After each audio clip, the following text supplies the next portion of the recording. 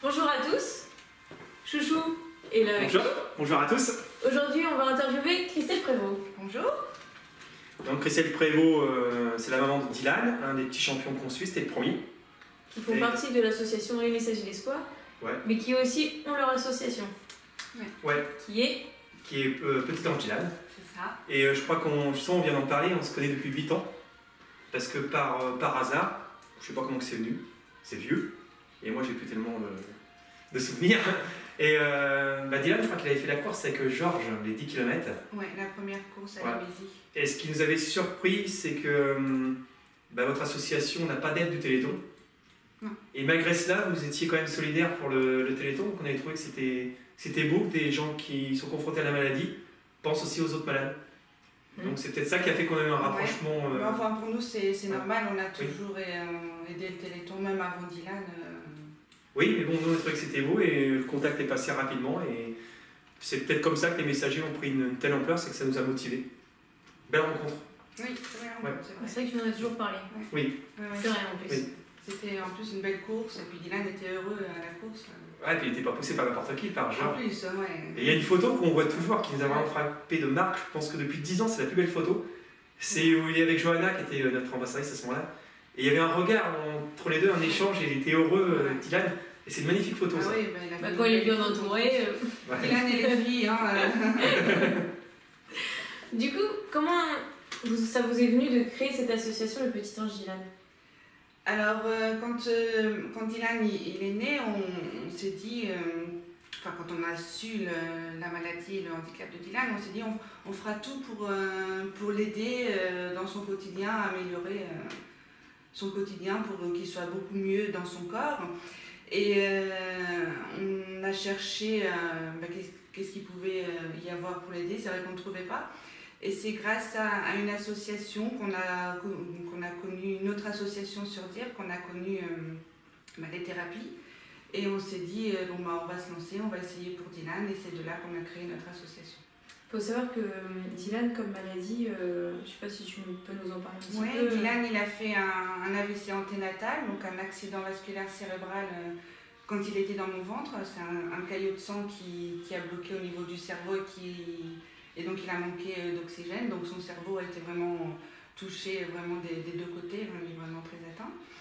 Et quand il a eu 7 mois, il a fait en plus un syndrome de West, c'est une forme d'épilepsie qui arrête la croissance psychomotrice. Donc les progrès qu'il faisait entre la naissance et ses 7 mois, ça a tout stoppé en fait. Et il suivait du regard, il tournait la tête, il commençait à avoir une tenue et tout ça s'est arrêté. Et ça a beaucoup touché ses yeux. Donc on a récupéré un peu en travaillant beaucoup les yeux, mais sinon il voit plus, il a une mauvaise vue en fait, il voit mal. C'est la lésion, les connexions entre les yeux et le cerveau qui a été touchée. Il voit un peu flou du coup. Il voit flou, il voit beaucoup des ombres, il voit tout ce qui est lumière, donc on ne sait pas s'il nous voit comme nous on se voit ou si vraiment il voit qu'une forme, mais il voit des choses quand même, mais ils ne savent pas nous dire comment il les voit. D'accord. Et votre association, elle a démarré à partir de quand? Quand on a fait la première thérapie, il avait 15 mois, donc on avait financé par notre propre moyen avec la famille. Et on s'est dit, si on continue, il va falloir se faire quelque chose parce qu'on ne pourra pas financer les thérapies par nous-mêmes. Et c'est de là qu'on a décidé de créer l'association, c'était en novembre 2007. Et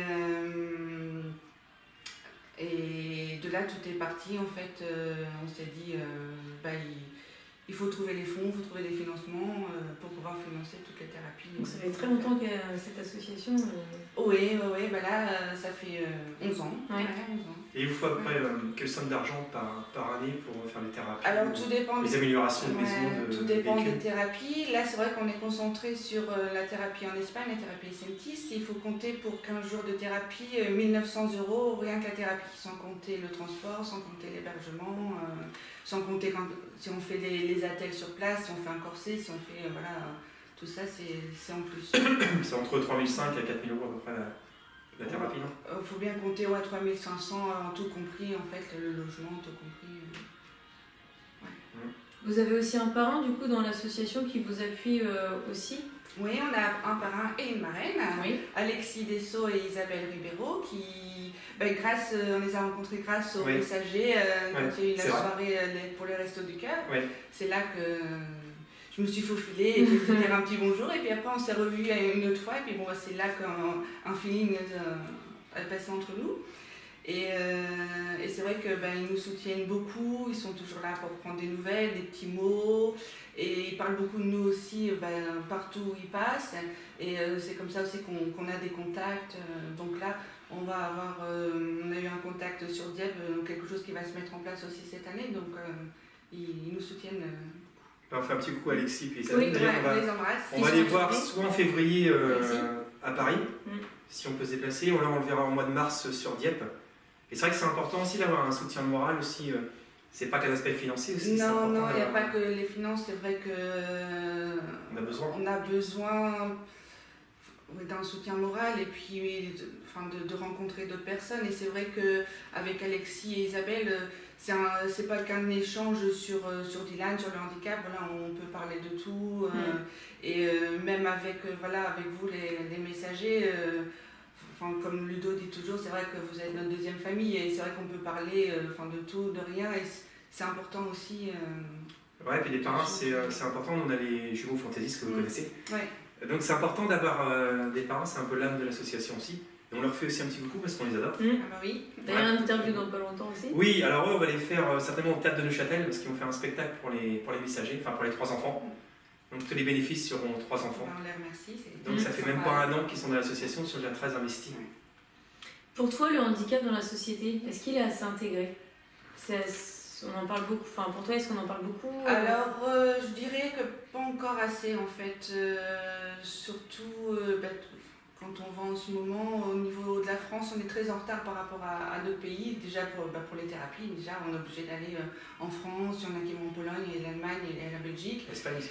Il y a l'Espagne et nous, la France, on n'a pas vraiment de thérapie. Donc il y a ça, il y a beaucoup au niveau de l'accessibilité aussi. Il y a plein d'endroits où on ne peut pas aller parce qu'on ne peut pas monter le fauteuil. Les routes sont, quand on se promène, il y a des trous, il y a toujours des choses. Et quand on va en Espagne, c'est là qu'on voit qu'il y a déjà une différence au niveau d'accessibilité. On peut se promener, il y a des ascenseurs. Il y a tout à disposition. Voilà, c'est ça. Et c'est vrai que moi, ça me touche aussi parce que je sais, je suis jeune quand même, 27 ans, je suis jeune quand même. Mais c'est vrai que la jeunesse voit pas forcément comme beaucoup pourraient voir le handicap. Moi, je trouve ça un peu... c'est pour ça que je vais te poser cette question. Pour toi, le regard des gens par le passé et au jour d'aujourd'hui, pour toi, te blesse-t-il encore? Alors, c'est pas que... Au début, oui, ça me blessait, parce que c'est vrai que quand on regarde ton enfant, quand tu le visage de la tête aux pieds, tu te dis, qu'est-ce qu'ils ont, il y a un problème, t'as mal en toi en fait. Et il y a toujours le regard des gens maintenant. Il n'y a pas longtemps, on a été faire du shopping sur Barentin, et on voit les gens, on essaie de ne pas regarder les gens, mais on sent les regards insistants, ils regardent Dylan, alors que nous, quand on se promène, on n'est pas là à dévisager, chaque personne. Donc pourquoi? Parce qu'un enfant est en fauteuil ou un adulte, on est obligé de le regarder, le dévisager. C'est pour ça que je te pose cette question-là, parce que c'est vrai que j'aimerais bien que les gens prennent conscience aussi que c'est blessant et au final, ça pourrait leur arriver. C'est vrai que c'est des choses... Et puis même moi je dis toujours, même pour Dylan... parce que Dylan comprend bien, il voit mal, donc il va peut-être pas voir que les gens le regardent, mais il ressent, même je me dis, il y a des fois des petits-enfants, c'est pas de leur faute, c'est parce que les parents ne leur apprennent pas aussi dès tout petit le handicap, tout ce qui est différence de toutes sortes, et qui restent plantés là devant Dylan et qui regardent. Tu te dis, qu'est-ce que tu fais? Alors des fois je vais vers lui, vers l'enfant pour lui expliquer. Ou alors des fois, je lui dis, tu veux savoir quelque chose? Et là, il te dit, pourquoi le petit garçon, il est comme ça? Donc là, ça permet d'échanger, de discuter. Ou il y en a, ils partent en courant parce qu'ils ont peur. Donc c'est vrai que... Ouais, mais c'est un peu dans l'éducation, parce que je vois Colline, elle voit les 3 enfants comme 3 enfants normaux. Oui, voilà. Mais... certes, un handicap, évidemment, mais elle les regarde normalement. Pour elle, c'est normal. Oui, parce que voilà, vous les avez habitués, les enfants, ils les connaissent depuis tout petit. En fait, quand l'enfant grandit avec eux, c'est pas pareil. Comme je vais les cousins et cousines de Dylan, eux, voilà, il n'y a pas de différence. C'est vrai, moi j'avoue, au début, quand on faisait le Téléthon, donc c'était pas vous, c'était d'autres enfants, et j'avais une réticence. Je savais pas comment leur dire bonjour, s'il fallait leur parler. Je me sentais mal à l'aise finalement. Et finalement, moi, je me suis aperçu que les gens, ils étaient déçus parce que quand on faisait une soirée, les gens n'allaient pas vers eux. Et ils avaient simplement besoin qu'on aille leur dire bonjour et qu'on leur parle normalement, finalement. C'est important, parce que je pensais à ça aussi ce matin. Je me disais ce qu'ils vont me demander. Et c'est vrai que, par exemple, on nous fait la bise, on nous dit bonjour. Et puis on dit pas bonjour à Dylan. Mais je pense que les gens, pas forcément lui faire un bisou, mais bonjour Dylan. Voilà, quoi, je pense que les gens, ils savent. Ils se mettent une barrière. C'est pas qu'ils ont peur, mais ils savent pas comment faire. Mais bon, nous les parents, ça fait mal. On dit tiens, notre enfant est de côté, puis il a pas un bonjour. Quoi. Il est pas transparent, quoi. Il est là. Voilà, il est là, et puis lui, on lui dit bonjour. Bon hop, il entend, il est content, quoi. Donc, surtout, oui, ils entendent très bien. Oui. Mais il a dans la musique aussi, dans ce que j'ai pu. Dylan, il adore la musique. On l'entend là. Voilà, il écoute la musique. Mais c'est vrai que c'est important d'enlever cette barrière. C'est pour ça qu'on fait aussi beaucoup des interviews des mamans pour casser ce truc de handicap, donc de se mettre une barrière et de pas oser. Et c'est vrai que c'est pas parce qu'on pose des questions qu'on va blesser la personne, justement, peut-être que du coup ça va être intéressant même pour toi qu'on s'intéresse aussi à Dylan, à ce qui se passe. Moi je préfère qu'on vienne vers moi que de visager ou de parler derrière. Je préfère qu'on vienne vers devant et qu'on me demande qu'est-ce qu'il a, qu'est-ce qui se passe, voilà. Ça fait moins mal que de voir des regards, même des fois, un peu méchants, d'un l'air de dire tiens pourquoi il promène, quoi. Comme si il fallait qu'il reste à la maison. Des gens intelligents, il y en aura toujours, malheureusement. Ça peut être n'importe quoi, ça peut être pour d'autres handicaps. Ah oui, voilà. Il y en a qui n'aiment pas les rousses, il y en a qui n'aiment pas. De toute façon, l'indifférence. Les nains, les personnes trop grandes, les gens qui n'ont rien compris finalement. Et je crois que tu vas aussi aller au Havre bientôt, le 30 janvier, je crois. Avec Philippe. Oui, avec Philippe, et puis on parlait de handicap aux étudiants. De Deacon aussi. Oui, Sandrine. Donc il va y avoir un débat, et c'est organisé avec Émilie Rousselet, voilà, qui est une chanteuse aussi du Messager. Bonjour. Voilà, bonjour Émilie. Bonjour Sandrine aussi. Et bonjour Sandrine et Deacon. Et Philippe. Et donc oui, on va nous poser des questions pour savoir notre quotidien, parce que c'est apparemment des personnes qui vont se spécialiser dans le handicap, donc de savoir comment on le vit, qu'est-ce qu'ils ont besoin, qu'est-ce qu'il faut. C'est très bien ça. Et d'ailleurs, on vient d'interviewer Mathieu Lemaire, et donc lui, dans le sport, il y a aussi les handicapés qui font du sport. Le crossfit, donc c'est un truc très dur, c'est un truc de musculation, de cardio aussi. Et donc, ils essayent que les handicapés puissent aussi faire du sport. C'est vrai qu'il est très ouvert, on vient de le faire et c'est vrai que c'est très intéressant. Et d'ailleurs, je lui ai dit, c'est vrai que c'est un coach sportif, mais qui est ouvert vraiment à toute personne. Donc, personnes âgées, personnes... aux jeunes, aux handicapés. Enfin, c'est vrai qu'il est ouvert, il a un grand cœur et c'est vrai que du coup, ça a été un plaisir de l'interviewer aussi tout à l'heure. Et quand on parlait justement de ton quotidien, est-ce que tu peux nous parler un petit peu... du quotidien avec Dylan et Ludo, comment vous faites en fait avec Dylan Oui, donc moi j'ai dû arrêter de travailler, maintenant ça fait 13 ans pour pouvoir m'occuper de Dylan parce que c'est 24 heures sur 24, il a besoin de quelqu'un en tout temps. Au niveau des nuits, maintenant c'est un peu mieux, quoique depuis une semaine, monsieur Dylan a décidé de se réveiller à 4h30. Parce qu'il a 13 ans. Depuis 13 ans, voilà. Non, mais depuis qu'il a ses 13 ans, il se rebelle. Il se rebelle, c'est ça. Et donc voilà, Ludo travaille, il sort du matin de l'après-midi, donc il est un peu moins présent, c'est normal avec le travail. Donc moi je suis là au quotidien pour Dylan, et il a besoin de moi dans tous les actes de la vie courante. Il faut faire les soins le matin, les soins le soir, il y a des soins aussi dans la journée. Nous, Dylan, il faut l'aspirer régulièrement parce que il a des encombrements salivaires, il a besoin d'oxygène entre deux, donc il faut contrôler souvent la saturation.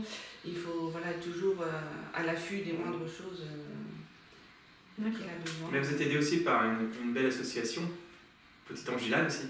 Il y a des gens qui vous aident beaucoup, qui font des choses pour vous. Donc au niveau de notre association, j'ai la chance depuis 2013 d'avoir une dame qui vient tous les mardis après-midi et les jeudis après-midi pour m'aider à faire des exercices pour Dylan, des choses qu'on apprend en thérapie. et que il y a des choses que je peux plus faire toute seule parce que maintenant Dylan il a bien grandi, donc elle vient depuis 2013, donc elle fait les exercices avec moi et c'est intéressant aussi parce que du coup elle a un autre regard aussi et elle voit les changements quand Dylan revient de thérapie, et elle voit qu'il y a des choses qui ont changé quand on fait des exercices. Ah il y a un an il ne faisait pas ça, donc c'est vrai que ça c'est bien aussi. Et après au niveau de nos manifestations, on n'est pas une grande équipe, on est 7. Oui, bon, voilà, on est soudés, hein, c'est beaucoup de la famille qui nous aide. Et sans eux, c'est vrai qu'on ne pourrait rien faire. Hein. D'ailleurs, il y a une belle soirée qui est organisée bientôt, non? Oui, le samedi 27 avril. Donc on peut réserver? Ah, on peut réserver, ça c'est le 27 avril. Le 27 avril, c'est un repas karaoké avec Hervé Guillaume à l'animation. Notre sonorisateur des messagers. Qui est super gentil et qui nous fait gracieusement l'animation. Donc, ce sera une belle soirée. C'est important pour nous parce que chaque chose offerte, c'est plus de bénéfices pour Dylan. Et donc suivi d'une soirée dansante. Donc on vous attend nombreux, bien sûr. Ouais, nous on y sera. Les messagers y sont. Super. Nombreux. On fera peut-être un petit numéro, on ne sait pas. Pourquoi pas. Peut-être. On sait que dans la vie de tous les jours, il y a beaucoup de choses qui sont inaccessibles. Pour toi, qu'est-ce qui ferait que il y aurait du changement pour améliorer en fait votre quotidien? En tant que, en dehors de la maison, dans la maison. Bon, les deux. Les deux, déjà, je dirais que tout soit accessible pour le fauteuil roulant. Déjà, c'est important. S'il y a des endroits où on ne peut pas aller, quand il y a des marches, on fait demi-tour. Des gens qui se garent sur les trottoirs. Eh oui, il y en a beaucoup malheureusement sur les trottoirs, donc du coup soit on reste sur la route, soit on monte, on descend. Donc arrive un moment, on reste sur la route, parce que même pour Dylan, c'est pas amusant de toujours prendre des descentes et des montées.